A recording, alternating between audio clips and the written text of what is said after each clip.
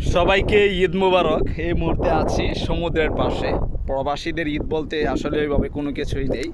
Office থেকে বাধ্যতামূলক বলে দিয়েছে যে আজকে বাধ্যতামূলক ডিউটি করতে হবে, যদিও মনটা চাচ্ছে না কোনোভাবেই ডিউটি করতে। নর্মালি বাংলাদেশে থাকতে দেখা যায় যে ঈদের দিন ফ্রেন্ড সার্কেলের সাথে একটু ঘোরাঘুরি এটা হয়ে থাকে নর্মালি, কিন্তু এখানে আসার পরে বলতে পারেন কিছুটা বন্দি হয়ে গেছি। ঈদের দিনটাতেও ওইভাবে ছুটি নেই।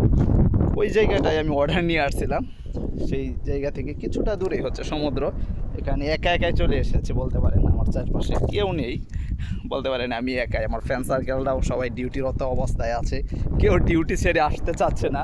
সেই জন্য নিজেকে একা একে একটা সময় দেওয়ার জন্যই চলে এসেছি সমুদ্রের পাশে। দেখতে পাচ্ছেন সমুদ্রের পাশ।